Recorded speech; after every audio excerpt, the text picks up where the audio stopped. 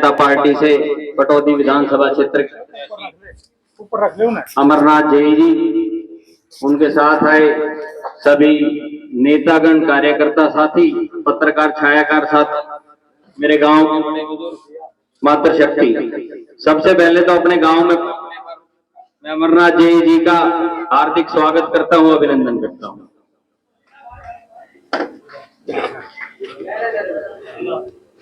आप सबको पता है पिछले 4-4.25 साल जननायक जनता पार्टी और भारतीय जनता पार्टी की समझौते की सरकार रही और इस चीज में कोई दुराय नहीं है कि भाई दुष्यंत चौटाला जी ने सत्ता में रहते हुए हर वर्ग के लिए जो काम करने का प्रयास किया और उनको पूरा किया, उसमें कोई झूठ नहीं है।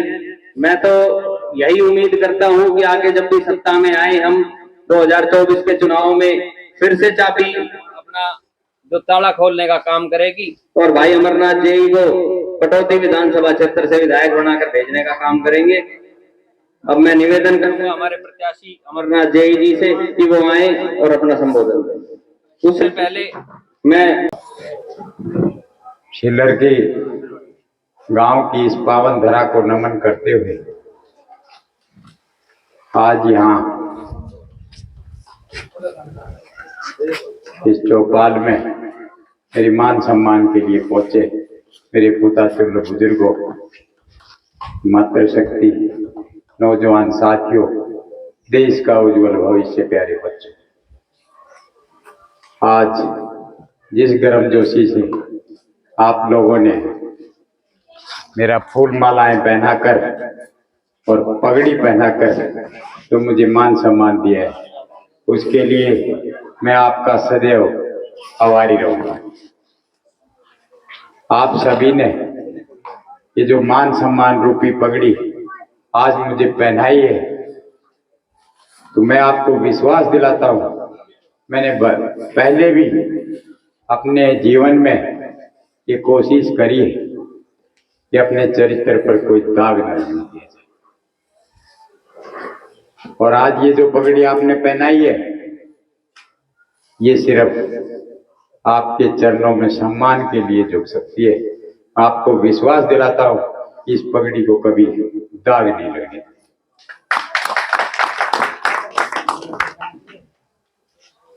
देखिए, मुझे आज आपके बीच में जननायक जनता पार्टी और आजाद समाज पार्टी मुझे आपका पटौदी विधानसभा का कैंडिडेट बनाकर आप लोगों के बीच में पहुंचा। तो सबसे पहले तो मैं एक ही बात आपको बता दूं, मैं आपके दिमाग में ये बात तो जरूर होगी, अगर बेटा तू अब चुनाव में आया, पहले तो कभी आया। मैं आपको बता दूं, मैं टिकट की दौड़ में कहीं भी नहीं। मेरे सीनियर लीडर जो पटौदी विधानसभा से पहले माननीय गंगाराम जी आपके विधायक रह चुके हैं, उसके बाद भाई दीपचंद पिछला चुनाव लड़े थे, मैं टिकट की रेस में बावजूद नहीं था। इसलिए आपके बीच में मैं एक नेता के तौर पे नहीं आया, मैं कार्यकर्ता के तौर पे तो हर प्रोग्राम में आपके यहाँ आया, चाहे दीपचंद जी के साथ हो, चाहे जब आपकी बेटी दीपाली का चुनाव था जिला परिषद, तब मैं उनके साथ रहा। अब ये टिकट भाई दीपचंद जी ने और माननीय गंगाराम जी ने ये इसलिए मेरे नाम रिकमेंड किया कि भाई दीपचंद जी अभी 3 महीने पहले उनकी प्लास्टिक सर्जरी हुई, उनको हार्ट अटैक और उनका स्वास्थ्य ठीक नहीं था। तो उन्होंने कहा भाई जय साहब, आप भी 20 साल से पार्टी में काम कर रहे हैं, तो अब की बार आप चले जाओ मैदान में और आप भी अपनी रिक्वेस्ट लोगों तक पहुंचाओ। देखो, मैं ना चुनावी तजुर्बा है और ना किसी ऐसे चुनावी या राजनीतिक खानदान से मैं आया हूं। मेरी चुनाव की कैंपेनिंग माननीय गंगाराम जी और दीपचंद जी संभाल, वो तो कहते सुबह जितने गांव की लिस्ट देते मैं उन गांव में चला जाता। इसमें मेरी कोई डायरेक्शन नहीं चल रही, ना मेरे परिवार की कोई बात चल रही। इन बच्चों की सुबह ड्यूटी दीपचंद जी या लगा देते हैं कि भाई इन गाँव में जाओ, इन लोगों से मिलो और अपने प्रोग्राम लो और वहां जाओ। तो जैसा जैसा उनको टाइम मिलता है तो वो मेरे साथ गाँव में भी जाते हैं। अब मैं तो आप लोगों से ये रिक्वेस्ट करता हूँ कि वे आने वाली 5 तारीख को, आपको पता है ये जननायक जनता पार्टी का निशान चाबी है और ईवीएम मशीन पे पहला ही निशान है चाबी का, और पहला ही निशान आप लोगों ने दबाना है और मुझे आशीर्वाद देना है। यदि आपने मुझे हरियाणा की सबसे बड़ी पंचायत में भेजने का काम किया, मैं ये आपको विश्वास दिलाता हूं कि आपके चरणों में रह के आप लोगों की सेवा करें।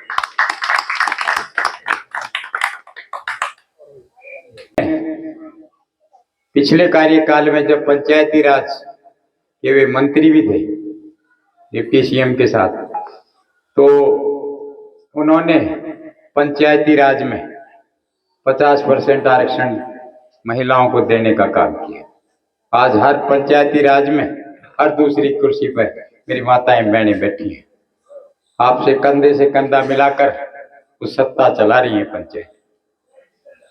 दूसरा कार्य उन्होंने किया कि महिलाओं के लिए 33% आरक्षण राशन डिपो में दिया। एक माता बहन को एक राशन डिपो मिल जाता है, वो 2 हेल्पर लगा के 2 महिलाओं को और रोजगार दी। उसके बाद भाई दुष्यंत चौटाला की आप सोच देखिए, क्योंकि सत्ताएं तो इससे पहले भी बहुत रही है। फिर उन्होंने कानून बनाया कि हरियाणा में 75% रोजगार प्राइवेट उद्योगों में हरियाणा के बच्चों के लिए रिजर्व किया जाए। उन्होंने उसका ड्राफ्ट तैयार किया, हरियाणा की विधानसभा में पास करवाया, और जब लागू करवाने का टाइम आया, जब अपोजिशन के नेताओं ने उसे कोर्ट से चैलेंज करवा कर उस पर स्टे करवाया, वो कानून हरियाणा प्रदेश में लागू नहीं हो पाया। क्यों नहीं हो पाया? यदि हरियाणा प्रदेश में 75% का आरक्षण लागू हो जाएगा तो जितने भी हरियाणा प्रदेश के युवा हैं वो सब भाई दुष्यंत चौटाला से जुड़ जाए और इन अपोजिशन के नेताओं की राजनीति खत्म हो जाए। आप एक बात बताइए, हरियाणा प्रदेश के युवाओं को 75% रोजगार नहीं है, हरियाणा में रिजर्वेशन नहीं है। कर्नाटक में बाबूजी 100% रिजर्वेशन है, 100% रिजर्वेशन है। देखो हमारे बच्चे यहाँ से उद्योगों में भी जाते हैं, कई इंडस्ट्रियों में भी लगे हुए हैं, गांव में भी लेबर आती है काम करने, लावनी के टाइम, धान बोने के टाइम, किसी भी टाइम हमारे यहाँ लेबर आती है। बाबूजी किसी भी आदमी ने अगर आज तक कर्नाटक की लेबर देखी हो और कर्नाटक का कोई वर्कर फैक्ट्री में देखा हो, आपको कहीं नहीं मिलेगा। हम तो इंडस्ट्रियों के वहाँ के हब में रह रहे हैं मानेसर में, हमारे पास भी आज तक मैंने गांव में एक भी किराएदार कर्नाटक का नहीं मिला। क्या इतना संपन्न राज्य है वो कि वे लोग बाहर मजदूरी करने नहीं जाते? हमारा हरियाणा प्रदेश का बच्चा भी बाहर काम करने जाता है, राजस्थान में, नोएडा में, दिल्ली में, लेकिन उनके बच्चे नहीं मिलेंगे आप, क्योंकि उनने 100% आरक्षण वहां लागू कर रखा है कि जो भी कोई इंडस्ट्री खुलेगी पहले कर्नाटक का बच्चा लिया जाएगा, अगर एक आध सीट खाली हो तो आप किसी को लगा लेना। अब एक आध सीट पे तुम्हारा हरियाणा का बच्चा जाए भी को ना, उन्होंने कहेगा भाई 2 4 5 जने तो हो जाएंगे तो किसी जाग कमा खा लेंगे, वे साथ बैठ कर रोटी खा लेंगे, और किमी बचेगा वो घर भेज देंगे। अब एक बालक तो कहीं भी ना जाए, अगर एक बालक नु तो भाई भिवाड़ी तो नौकरी कर ले तो मैंने भी दिक्कत है, और तो रोज आओ वो जितनी तनख्वाह लेगो उतना तेल में फूंक दो। तो ये सब बातें आपके नेता के बारे में मैंने बताई है। आपका नेता की नेचर ऐसी है कि वो किसान और कमेरे की लड़ाई लड़ना चाहता है। अब जो गठबंधन है आजाद समाज पार्टी और जननायक जनता पार्टी का गठबंधन, दोनों की सोच किसान और कमेरे की है। क्योंकि ये कोई भी आदमी ये कह सकता है भाई ये अलायंस कैसा, वो तो नेता उत्तर प्रदेश का है, लेकिन यहां भी उनका कैडर है, चंद्रशेखर आजाद से हरियाणा प्रदेश के युवा भी जुड़े हुए हैं। और मैं आपको एक बात और बता दूं, ताऊ देवीलाल का और काशीराम का पहले भी गठबंधन रहा है। ये उसी सोच को इन्हें दोबारा से जिंदा किया है इन युवाओं ने।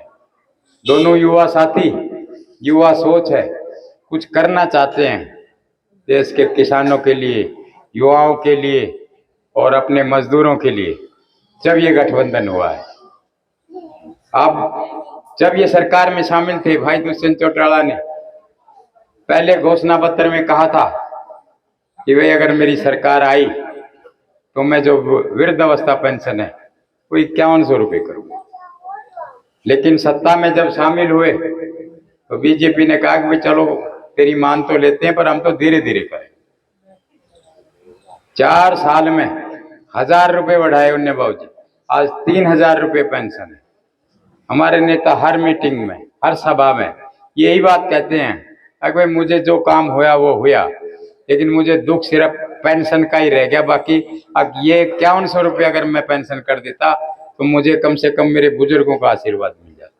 तो मैं आपको ये भी आश्वासन दे रहे कि भाई दुष्यंत चौटाला को आपने पावर दी और मुझे उनका सिपाही बनाया, और वे किसी भी तरह से, चाहे वो अलायंस में आए, ये तो आपने पोजीशन का हरियाणा की पता है कि सत्ता की चाबी तो जेजेपी के पास है। अगर किसी भी सरकार में आएंगे और उनका गठबंधन होता है तो पहली कलम से वो 5100 रुपये पेंशन कराने का काम करें। अपने गांव की तरफ से, सरदारी की तरफ से, बड़े बुजुर्गों की तरफ से आपको यह आश्वासन देता हूं कि हमारे गांव से हमेशा ताऊ देवीलाल परिवार को, पहले लोकदल को, फिर जननायक जनता पार्टी को अच्छी खासी वोट मिली है, बढ़त मिलके यहाँ से गए हैं। तो यही आश्वासन मैं गांव की तरफ से देता हूं कि इस बार भी पूरा जोर लगा के जितनी ज्यादा से ज्यादा वोट होंगे आपके चाबी के निशान पर डालने का काम। धन्यवाद।